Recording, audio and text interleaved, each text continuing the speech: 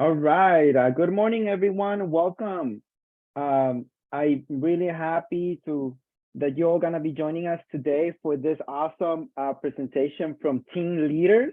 I'm very excited and happy. As you all know, the Teen Dating Violence Committee of the San Diego Domestic Violence Council is a group of members from different uh, professions, right? We have people from healthcare, we have people from the sheriff's department, we have people from education, we have people from nonprofit organizations who come together to build tools for intervention and prevention of teen dating violence.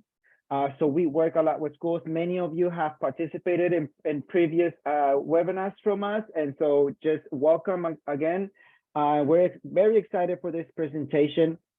For all of you who have been in our previous trainings, you all know that we keep talking and educating people about teen dating violence. The school staff, parents, youth, we educate people about this topic, right?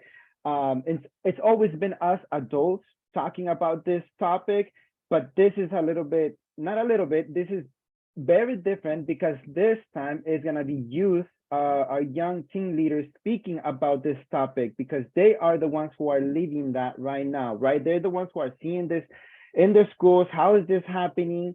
Especially right now with technology and right social media, how is that happening? Because us adults, um, I'm somewhat young, but but as we get older, we're not so knowledgeable about the new things that are happening. That what new social media platforms are out there? How are teens interacting nowadays? And so this is huge for us adults to learn from them, so we can better support them and be there for them. So I really appreciate all of you who have joined today. You're all here for that reason, right? Because you all care about the young generation. You all want to be there for them and support them. And so with that, I'm gonna go ahead and introduce our five presenters today from San Dieguito Academy High School in Encinitas. They come from the leadership group called PALS, Peer Assistant Listeners.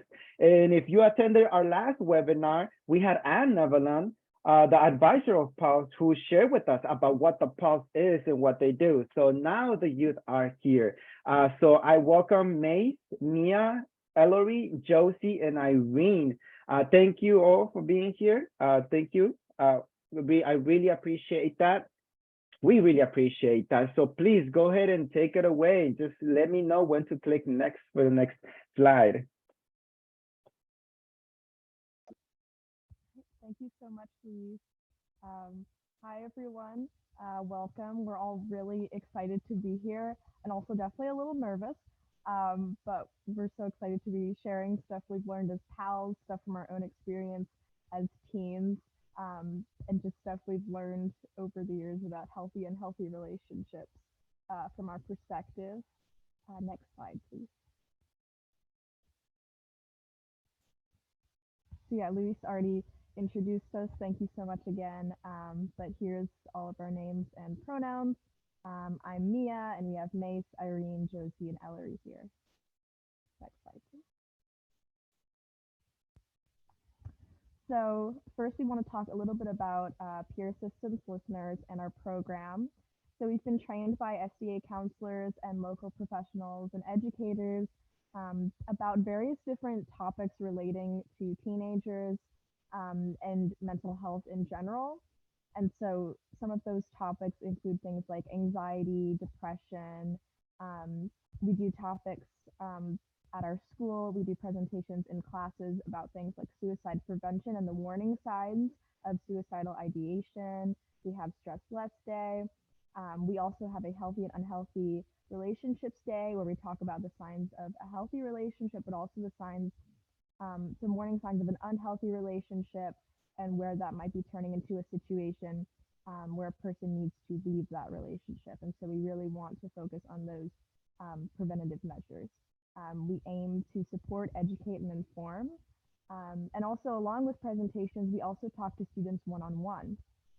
And so anyone can come into the office at any time of day, whether that's during class or during lunch or even during homeroom. They can come into the office and we talk to them confidentially about whatever it is they're dealing with. There are definitely a few reasons why we need to bring in a counselor, but most of the time, if there's not a dangerous situation going on, we can talk to that person confidentially about whatever it is they're dealing with. And we don't give advice, we just listen and try to guide that person towards the solution that works for them. So it's a really valuable program. I know we're all really happy to be a part of it. So yeah, we're all really excited to be here. Next slide, please. Okay, so hi everybody, my name is Ellery. And before I get started, can I get like a confirmation from the chat that you guys can hear me and that I'm clear, just because I know that some of you guys were having trouble hearing Mia for a little bit. Okay, perfect. You're good. Good to know. But so we're going to be talking about teen dating violence. So here's just a quote from the San Diego County Office of Education. For San Diego students who responded in a 2019 Youth Risk Behavior Survey, 1 in 16 experienced physical violence, 1 in 10 experienced sexual violence, and 1 in 5 experienced emotional violence. These rates more than double for lesbian, gay, and bisexual students.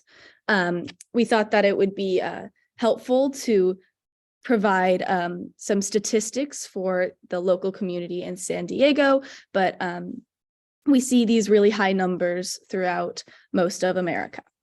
Next slide, please. So what is teen dating violence? It's a type of intimate partner violence, which can include physical and sexual assault, manipulation, gaslighting, toxic behavior, or just an overall intent from one partner onto the other to assert control or harm. Some characteristics, although there are many, and I don't include all of them, are stalking and physical, sexual, and psychological abuse or aggression, date rape, being pressured, manipulation, gaslighting, intimidation, threats, or just controlling behavior overall.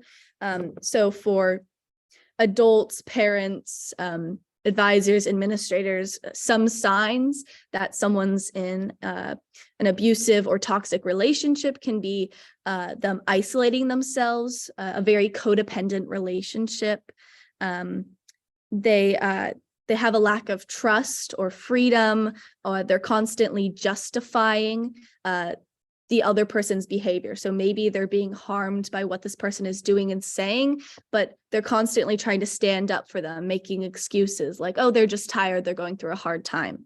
And we're going to talk about a little bit later on relationships where someone feels like they need to fix the other person or needs to stay because the person's going through a hard time, but that's just touching on it. Maybe some other signs are you're noticing some gaslighting, or they're constantly checking in on each other, as well as another characteristic of teen dating violence that we don't talk about as much is like online bullying, or the way that the two partners interact through text and social media.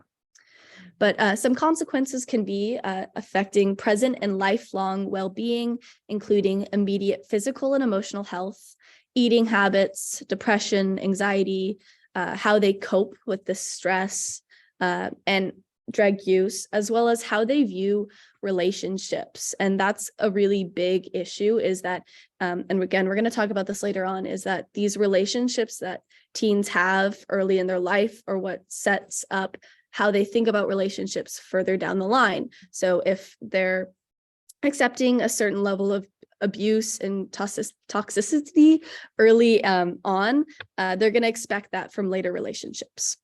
And then as for the rest of this presentation, we may refer to it as dating violence. We may refer to it as dating abuse, unhealthy relationships, intimate partner violence, any of those things. At the end of the day, it's not necessarily what we call it. It's not that important what we call it. Some people may not be willing to admit that they're in an abusive relationship, but may be willing to admit that they're in a toxic relationship. At the end of the day, the label doesn't matter as much. Next slide, please. So a lot of the reason why teen dating violence is so prominent in our society is because of our culture's influence on it. And that's because we live in a culture and have created one that glorifies certain things that lead then to teen dating violence. So for example, glorifying violence, a lot of the times in movies, books, media, anything like that, the protagonist is often, there's often a lot of violence, and that's making them seem like, a hero. And it's always just, glorified in media, which therefore sends a message that violence is a good thing and a positive thing, which can then lead to violence in relationships. And then another really big one would be hegemonic masculinity and gender roles, because we've created a certain picture of different people in a relationship and how they should be. So first of all, most relationships are pictured to be heteronormative, which means a man and a woman.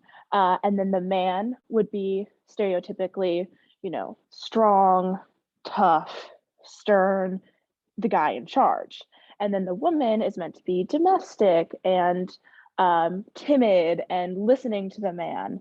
And that sort of power dynamic that is in most media and is just mostly talked about, even if it's just commercials, makes it seem like that's how a relationship should be, even though those gender roles were just something that we created. And also toxic masculinity or hegemonic masculinity is very detrimental to both,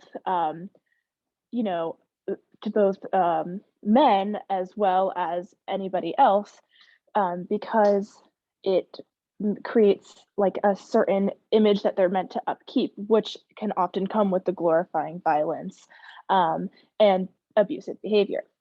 Also, a lack of healthy relationship models. A lot of times, abuse can be repeated, and so if someone grows up not having a healthy relationship model in their life, they aren't sure how a relationship should be, which means that either they can end up abusing a partner, or a partner could tolerate abuse in a relationship because that's how they assume it should be. Going back to this kind of this childhood is violating and surpassing boundaries, because a lot of times it's really, really important for parents to set up, to explain, what a boundary is and to respect those boundaries. Like, for example, it's, if you're at a family gathering and there are maybe aunts and uncles that want, and then you encourage your kid to go hug the aunt, uncle, for example, but maybe they're not comfortable with that, but you say, no, you have to go hug them. And that's something they're uncomfortable with, and that might be breaking someone's boundaries. Then it sends a message that it's, first of all, okay to break boundaries, and also doesn't teach someone how to create their own boundaries, because boundaries are so important in a relationship. And boundaries can change. They can be different one day to the next. But it's really, really important to teach boundaries and to practice them in relationships to maintain healthy relationships. Another big one is going to be victim blaming and rape culture. A lot of times it's often seen as the person who is assaulted or raped, it is assumed to be their fault, and that's how society makes it seem, which is really, really detrimental, because it's never, ever, ever the victim's fault.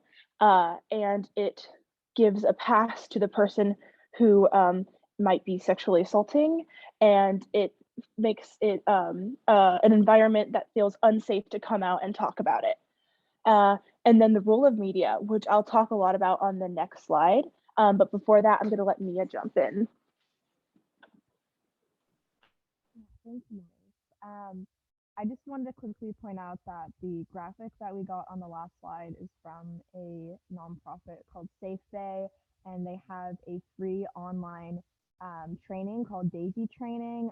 It's free for all teenagers, and it gives a really good kind of guideline for like how unhealthy and healthy relationships look, and also like talking a lot about like greater cultural influences. So I'd really recommend, if you have any teenagers in your life, definitely recommend them to. Oh no, you guys can't hear me. How about now? I can hear you a little bit low, but I can hear you. Okay, sorry about that. But yeah, I just really recommend people to check out Daisy training from Safe Bay. If you have any teenagers in your life, I'd really recommend they check it out. Um, and it's also volunteer hours if you need to convince people to do it, because I think it's really amazing. That's Okay, now to talk a little bit about media and unhealthy relationships. So I'm going to cover, media that's going to be in like movies and books, but also social media, because that's a really, really big one. Most teens have social media and actively use it, and it's where a lot of abuse can go without being seen. So the thing about social media is that it's not face to face, and which really means that it's a lot easier to say things that you wouldn't say in real life because you're hidden behind a screen, which we've talked about. Um, and also, a lot of times it can be anonymous, and it's easier to victim blame when it's anonymous, to say very, very harsh things that you would never say to anyone else because it's anonymous and there's that safety blanket, um, which can be really, really harmful. Social media also has a lot of misinformation. Social media has a lot of information in general, and with that is going to come false information, whether that be false information about what a relationship should look like, and or how you should manage it, what signs to look for, that kind of thing. Also, it's really social media makes it seem like a relationship literally has to be picture perfect, which kind of leads to manufactured authenticity, which means that basically when you are looking through like people's stories or posts, a relationship might look perfect and exactly how your relationship should look like, but it can really cover up a lot about what's actually going on within that relationship, and also give false representation of what you think that your relationship should look like. And then in Hollywood, there is a lot and a lot of media that depicts unhealthy relationships, but glorifies them. So a lot of times you'll notice in movies, if there is sexual intimacy in a movie, there's no clear verbal consent, hardly ever. So when that's not ever taught, when consent isn't taught, especially in movies and a lot of the things that you look to, that's outside of like an educational system or your parents, and you don't see any consent, then you don't know about it and you won't use it or understand it. Going on with that, there's no prior communication about sex ever, or birth control. None of that is covered. It's just, what happens in the bedroom. And then there's a very common "I can fix him" trope. And that basically means that Ellery touched on this a little bit earlier, but that a lot of times in relationships, you don't want to leave because the person might be going through a hard time, or they're saying, no, like they're getting better. I can help them. I can help them be better in a better relationship. But it's really just justifying bad behavior, and it's putting somebody else like way above yourself in a way that will harm yourself. So if you have to look out for yourself first, and you can't fix anybody in a relationship. It's meant to be a mutual relationship.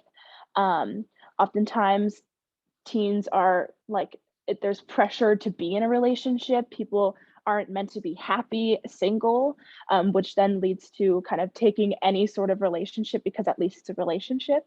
A lot of power imbalances in media, once again, talking about gender roles, the aggressive dominant male, hypersexualized feminine characters, these kinds of things of what a man and a woman should look like in a heteronormative relationship.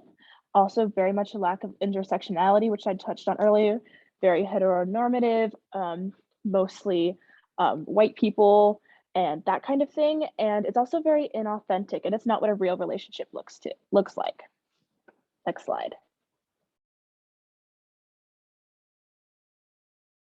Hi, my name is Josie. I hope you guys can hear me all right. But I'm going to talk a little bit about helpful resources we here provide at SDA to not only help students with their overall socio-emotional health and well-being, but specifically for instances of teen violence.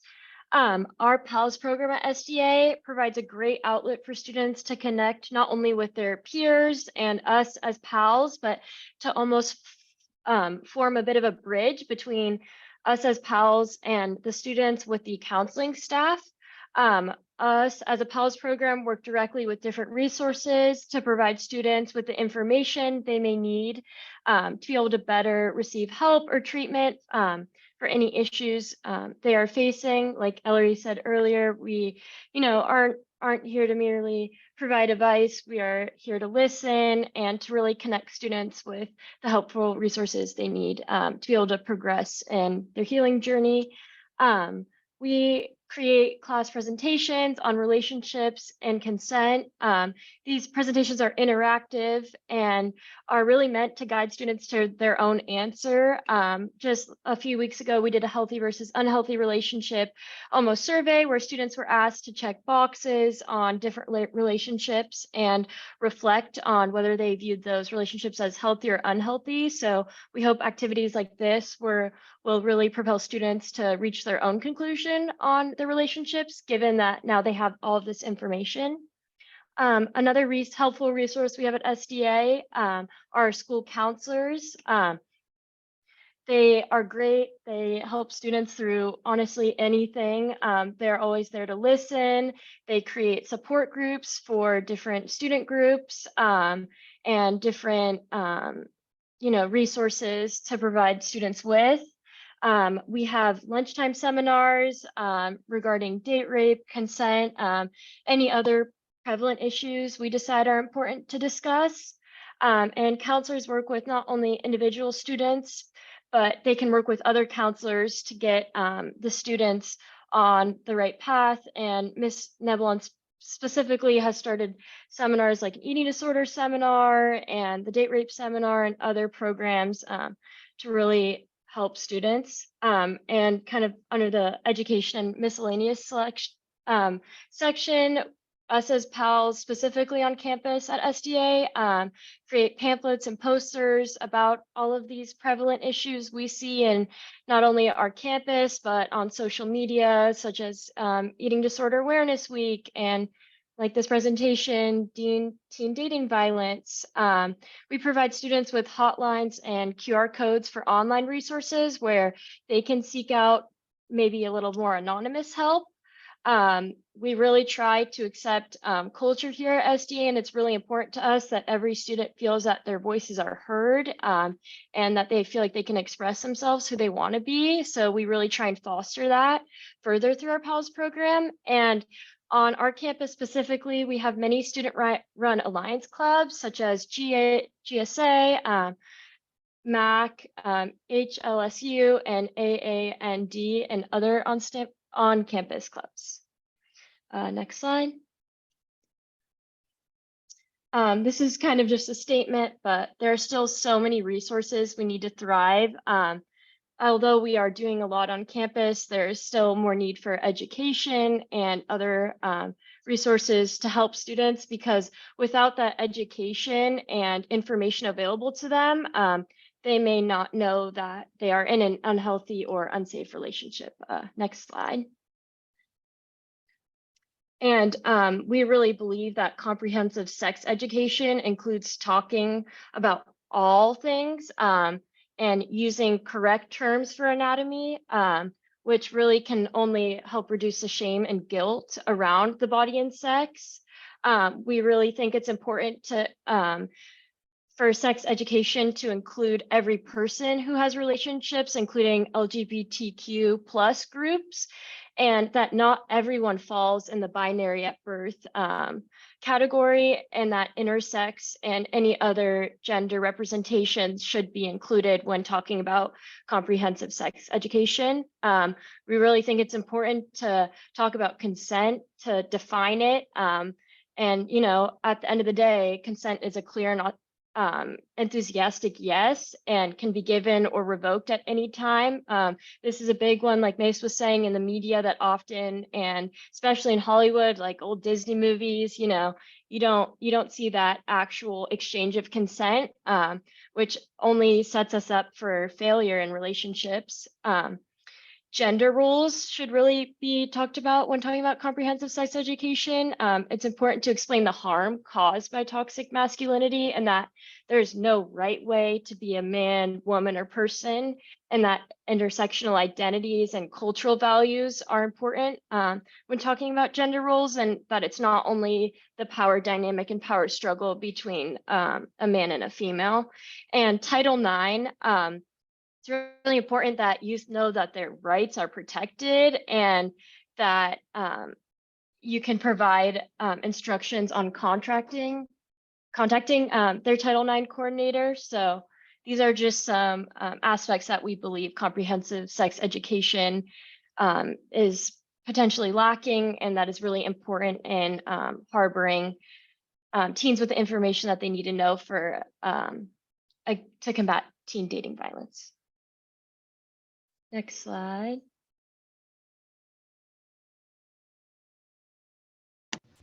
Okay, so hi everyone, my name's Irene, my pronouns are she, her, and just continuing on to what Josie said, sex education is a really vital resource in school, especially because we do at the end of the day spend most of our time in school and, you know, doing things like sports and things like that. If a student doesn't get the information that they need from adults, from trusted adults, which is something that we really encourage students to have, they will go to their friends or the internet, which isn't the most valuable resource. So next slide, please. Okay, so some community resources that we brainstormed and thought that we needed are access to birth control, which could be free and with no questions asked. It has to be easily accessible for teens so that they feel that they have the support that they need and that they can, you know, have a safe and welcoming environment. It allows a person to have more autonomy and it supports sexual health. And things like access to mental health support, so programs in schools like PALS. Mia explained what that was.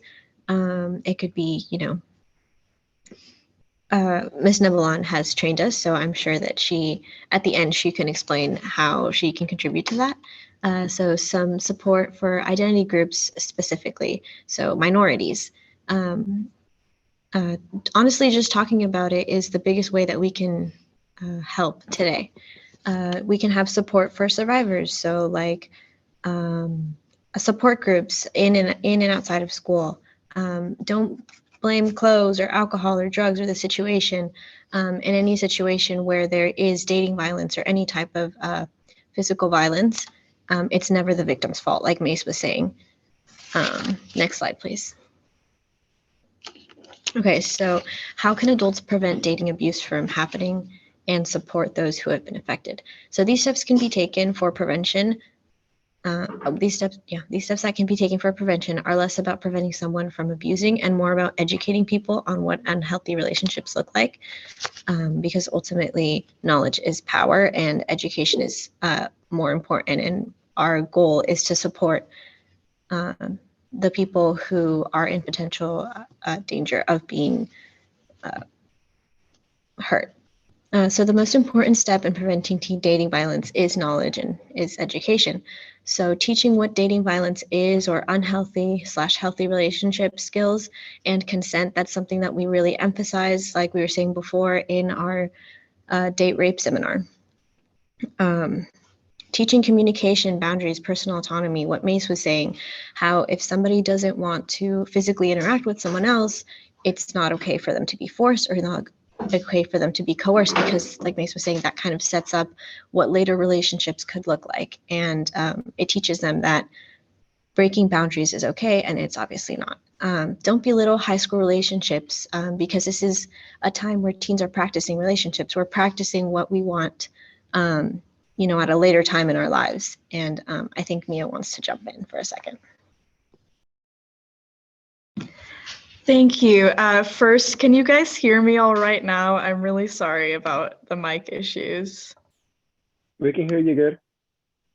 Okay, thank you. I just wanted to add on to the last slide really quickly about access to birth control, because I feel like there's this argument that if people have access to contraceptives, then it's like, oh, we're encouraging them to have sex. And it's like, it's going to happen anyway. Teens historically, due to our developing brains and all that, have just a very hard time assessing risk. And so certain people are going to make those choices anyway. And we just have to provide them with safety. And ultimately, it's so much healthier to promote that access to birth control and contraceptives than to teach abstinence-only education, because all that does is create further shame around sex, which is really just like one of the most like vital parts of the human experience. It keeps our species going. It's there for a reason. And if we keep teaching this shame, it's just never healthy. And that's really what abstinence-only education does. So it's really important that you promote that access to birth control and contraceptives. Okay, so going on about what I was saying, modeling healthy relationships with teens in all areas of life is also really important, because I know that as a Latina, as a Mexican, it was very hard for me to talk about my parents or talk to my parents about things like sex and things about when my body was changing. So just kind of encouraging that safe environment. It allows teens to ask questions and to look for help where there's more education, and that kind of ties into educating adults as well, because we promote and we try to encourage students to find trusted adults. So all of our teachers, all of our administrators here at campus are trusted adults because they have the knowledge, they have the resources that teens need to use, and that is something that we also feel like is really important in education. So, and always also validating what someone is going through. If you dismiss it or if you invalidate it, it is an embarrassing situation for the person. And though it happens more often than it should, if people don't feel supported, if they don't feel validated, they're not going to want to open up. And that just can lead to even more dating violence or even more abuse. And that seriously has a psychological effect on a person's well-being. And kind of just, again, teens need supportive, caring adults around them. Growing up, I was lucky enough to have that. In later years, because my parents are constantly trying to, find support for themselves, find support for my siblings and I. It took a really long time, but, they've tried to help me as best they can. But, not all people are that lucky. Some people don't have adults who are constantly trying to create that safe environment. And especially in our culture, as a Hispanic, we have machismo culture. So what that means is kind of like toxic masculinity. It kind of paints the man to be the man of the house, and they have to be strong. They can shed no tears because it's embarrassing, and that's obviously not true. We are all human. We all feel emotion.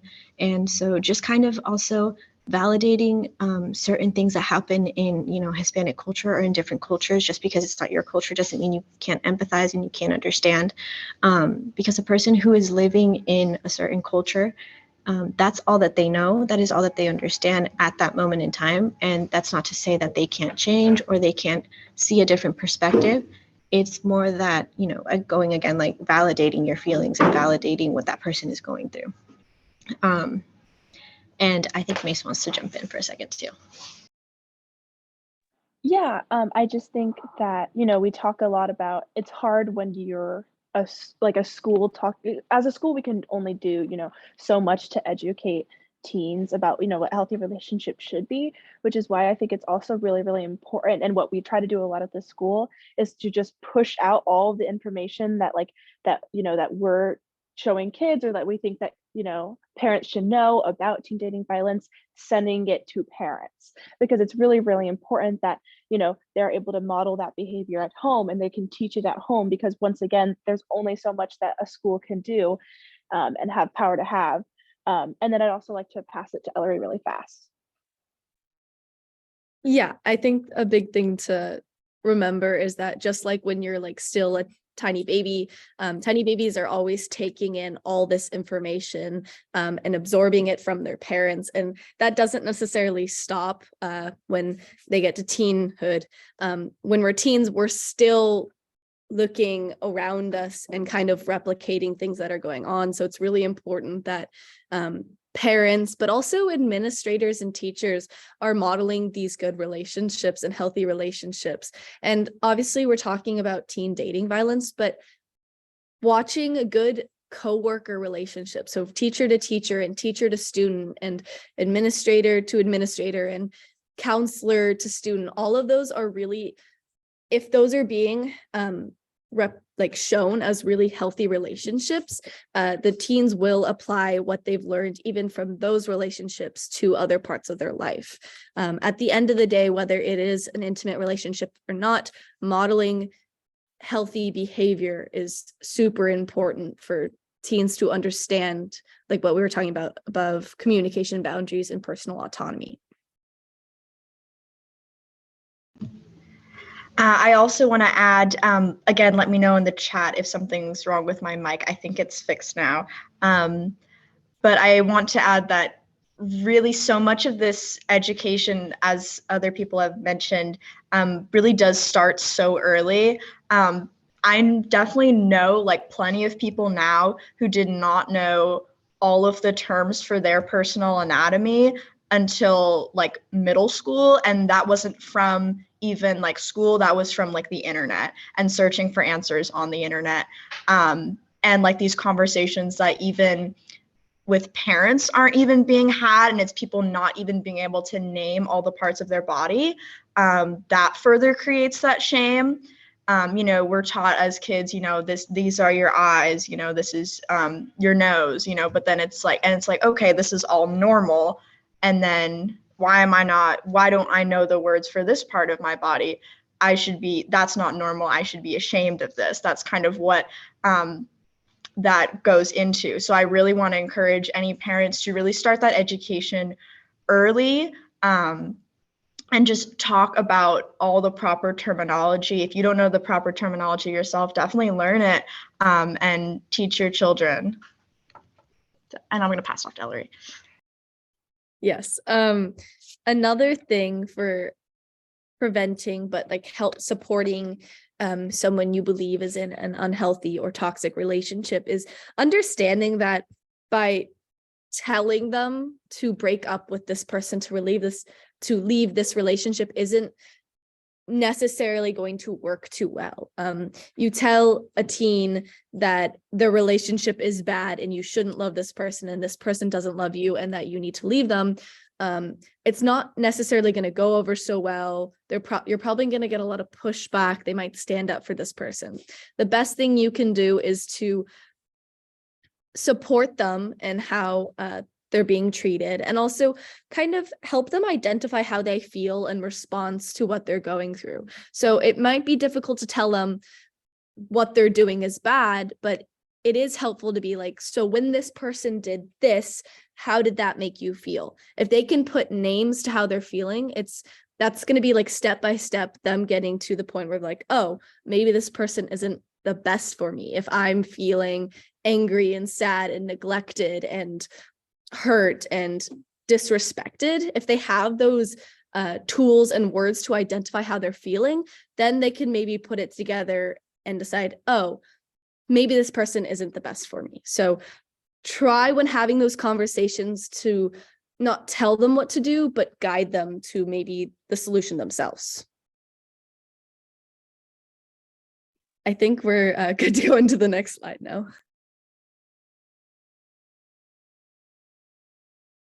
I just wanted to go over this really, really quickly. I know there's like a lot of information on this one slide, but like I recommend just like, I don't know, somehow capturing this image, holding on to it, just because I think it's really interesting because it talks a lot about intersectionality and different types of abuse. Because a lot of times when I think about abusive relationships, we think about physical violence, which is definitely a really big problem.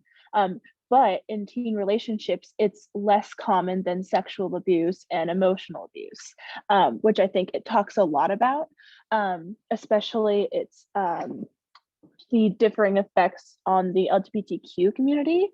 But, because there are using intimidation and then using economic abuse, emotional abuse, isolation, using privilege, coercion, and threats are all things that you don't really think about quite as much, but that are really telling signs of abuse. And like also, you know, there is a difference also between an unhealthy relationship and abusive relationship, in a sense that like an unhealthy relationship might not be, you know, is obviously going to happen a lot with teens because it's a matter of like practicing relationships, and it's hard to figure out how to properly like navigate a relationship when it's your first ones. So that, you know, unhealthy doesn't always, you know, doesn't always equal abusive, and can be, you know, like worked on. But so it's important to recognize those differences. But yeah, I just think that there is a lot of really, really good information on this, and can get you, you know, get you thinking about your own relationships. Because a lot of the times when you're in a new relationship, you just don't know what is wrong and what's right. And so you'll just, you know, equate these maybe abusive traits as a normal relationship. So it's just important to really be aware of those signs. Next slide, please. Yeah, and on here we have our advisors information for Ms. Nebelon. She's a high school counselor and the peer assistant listener advisor. And we also have the PALS website there if you're interested in starting a program at your school. And yeah, that's all, I guess. Thanks. Before we transition over to the question and answer part of this, because I see a lot of questions in the Q&A chat, we didn't really touch on this, but if someone has recently left an abusive or toxic relationship, it's really important that as an administrator or a counselor or a parent that you check up on them even after they've left the relationship, just because I know that toxic relationships can have a huge effect on mental health and self-esteem. And I see a question in the chat about self-esteem and how that contributes to unhealthy relationships, and we'll definitely touch on that. But it's really important to follow up and make sure that they're doing okay and they have that support after they leave this relationship, because often these relationships are super codependent, and by leaving them, they're losing this big figure in their life. So. And then just one last thing, I think at the end of the day, you know, knowledge is power, and we can only provide teens with really information. And, you know, we at least at SDA try and provide other students and the counseling staff specifically provide, you know, with true and right information, because, you know, like Mia was saying, you can, you know, just hop on Google and look things up, but we really want to empower teens to make decisions for themselves and have those resources that they are able to make, hopefully, those right decisions. And, you know, decision making, it takes practice, but we hope by empowering them that they're able to make good decisions regarding healthy and unhealthy relationships.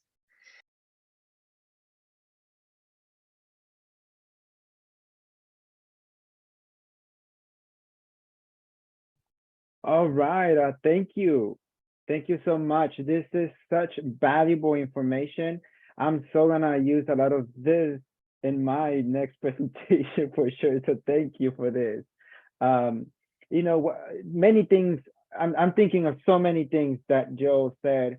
You know, for example, when Mia was talking about the lack of sexual education, right? I remember, and I always share this openly, that you know, when after 18, when I graduated from high school, my girlfriend was teaching me about the female sexual anatomy, right? And it's like, it's not your responsibility, but it's so true. Sometimes, you know, we're not teaching enough of this. So thank you all. Another thing that I was, you know, thinking so much when somebody mentioned that, you know, when we're teaching about sex education, for example, we are also, when we're teaching about abstinence, I should say, we're also building shame around that topic. So thank you for mentioning that. So now let's go ahead and transition to the Q&A. Mia Hall, will you like to read the questions out loud? Sure. So one of the questions that hasn't been answered yet is, what are the signs that a parent or school staff can look out for when a teenager is in an unhealthy relationship, especially since a lot of teenagers try to keep their life private from their parents, adults? Yes. Yeah.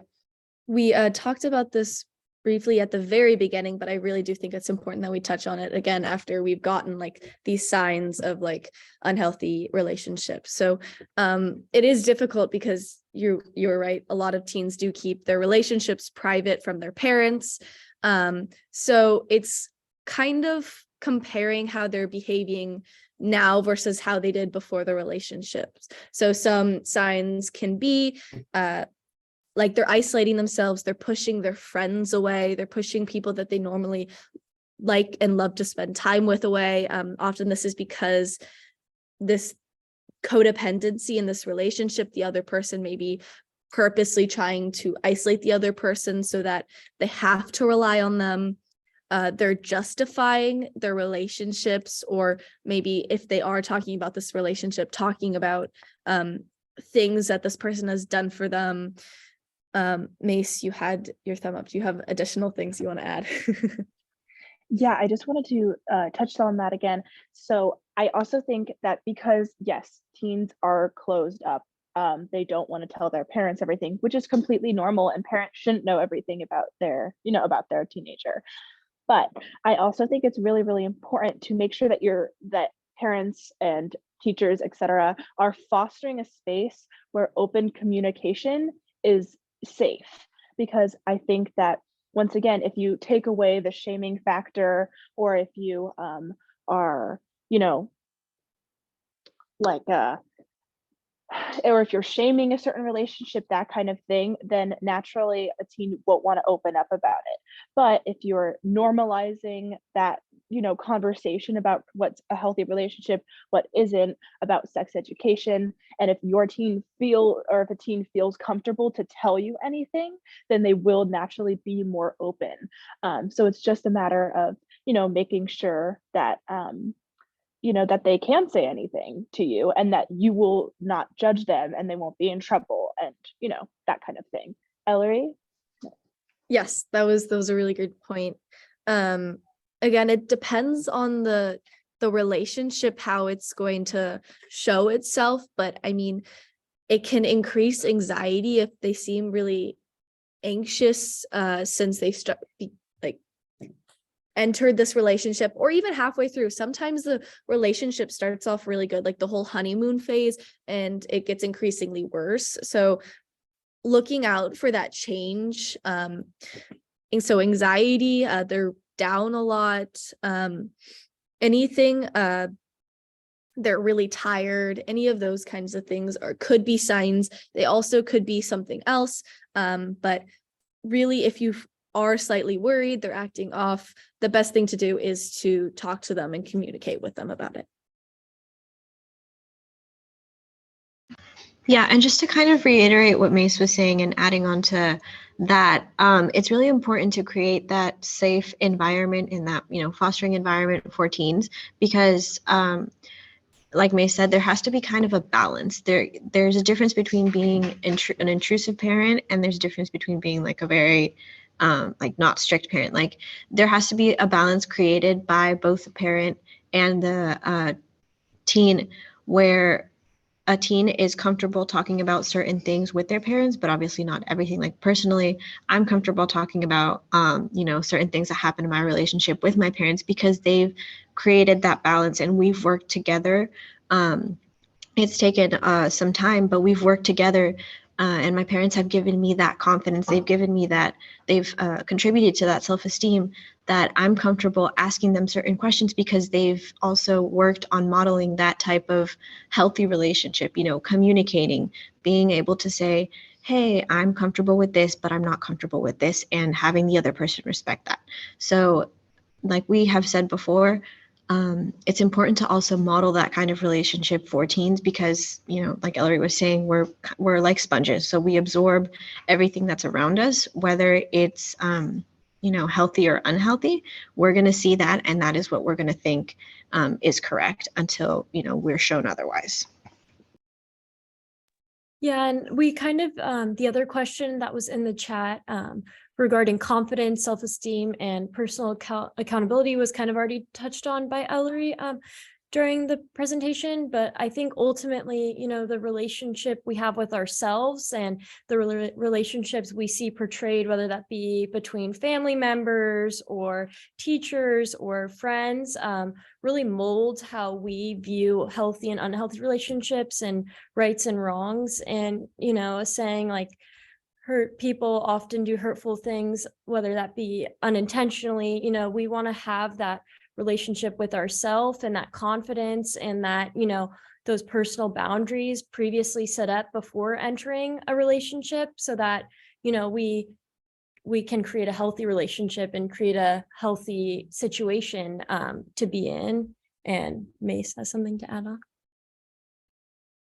Yeah, and like once again, we've kind of reiterated it a lot, but teen relationships are really, really important, and they're also practice, and that means that mistakes are naturally going to happen. So it's important to normalize that mistakes are okay, mistakes happen, but also how to learn from mistakes, because we also have to teach like personal accountability, that like, okay, yes, admit that that you are wrong, that you made a mistake, and apologize. And then, but not just repeat that mistake again, but really internalize it and like work on how to learn from that and not repeat it in the future. So it's just important that if when someone makes a mistake, that we accept that and help them accept that as well, and move on to be a better person, because mistakes is really the biggest way that we learn, especially as teens.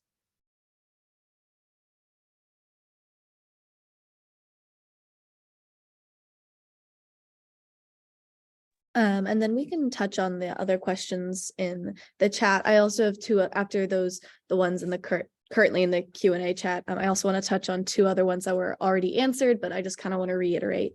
As for whether you will receive a copy of the presentation or this recording, I don't know. Yes, I'm getting a nod of the head. So yes, you will receive this through an email, maybe. We'll follow up on that. But as for would PALS or SDA benefit from further education on exploitation and sex trafficking, and how can this intersect with TDV? I definitely think that we could benefit from more education on that. We've gotten a little bit, we don't do a specific presentation on it, but it's definitely really important knowledge, especially I know in San Diego, since we have such high numbers of sex trafficking, that's always important knowledge. And I definitely think we should look into becoming more educated on it and how to see the signs of trafficking and just how to be safe, because that is really important knowledge to have. I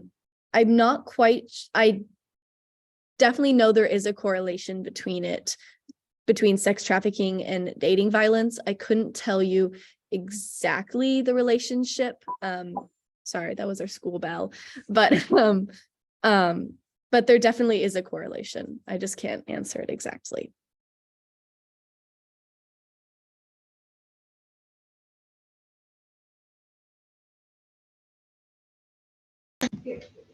Okay, so I see another question. If you know a youth does not and has never had a healthy relationship modeled, what do you think would be a useful way to show them what that looks like? I'd say I definitely know a person like that, who just, their parents didn't really have a healthy relationship growing up, and that definitely still affects this person now. But I think the biggest thing is that they've been able to talk about it more, and being able to just talk about it and recognizing how it's affected you is really important. And so when you're in a friendship with that person, you have to, it goes back again to fostering this healthy communication that really goes with any relationship, whether it's friendship or a parent-family relationship. Just making sure that you are encouraging that healthy communication. something that I learned from my parents because they had like a book on it, like a picture book, was like using I statements instead of you statements. And so that always really helped me growing up, and is still something I implement now, where instead of saying like, you made me mad, it's I feel mad because of what happened. And so I think stuff like that, and just making sure that you have that healthy communication and being able to talk to that person. And then sometimes that just being in a friendship with that person, and being a healthy communicator is modeling a new healthy relationship for that person. And I think it's in my situation where I know someone who's been in that situation, I think he has really learned a lot from just new friendships that they've made. And I think just making sure that people are able to get good, new, healthy friendships can sometimes help replace, not entirely, but help people learn new, healthier ways of communication. I hope that answers your question. And I know we're running out of time. I'm just gonna quickly address two questions that I already answered, but I just want to like share out loud. As for whether or not the PAL structure has been replicated at other local schools, it has been shared to some schools in our school district, although there is always some variation to how it is designed and like implemented. And I know that we're trying to spread it to other parts of California. And also to the question of how we share this information to our school and how they receive it, is we mostly do it through presentations and through conversations. I can't say that everyone, and I know this is just the truth of the matter, not everyone who receives this information implements it, but we do hand out these checklist forms that allow the students to kind of check in on their own relationships and see how their relationships are doing. And I know a lot of them communicate with their partners after this. But the biggest thing, which we've talked about, is that knowledge is power. We can't ask them to leave, and they might not necessarily, but we can take the steps of informing them so they know what healthy relationships look like. And so maybe further down the line, they will accept partners that respect them and treat them right. All right. Thank you, everyone. Thank you, Mace. Thank you, Mia. Thank you, And then Ellery. for any participants who are interested in learning more or starting their own PALS program at a different campus, the information is in that last slide of our presentation. So when that gets shared with you, whether that be via their website or not entirely sure how they're planning to do it, but you can visit that website. It is linked on the last slide with our advisor, Ms. Nebelon's contact information as well. Thank you, Josie. Thank you, Irene. Thank you, everyone. Yes, so this information is going to be sent to everyone, so you can have that information. And also you can reach out to us if you want to connect with us, or if you want to connect with Anne, we will connect you with Anne, the PALS advisor. So I just want to say again, thank you, teens, young people, for your amazing presentation. I've learned so much, and I know a lot of people here learned so much. So we really greatly appreciate you so much. And thank you, everyone, for joining today. Have a great day. Have a great Monday. Teens, if you want to stay just maybe a minute, just for a minute.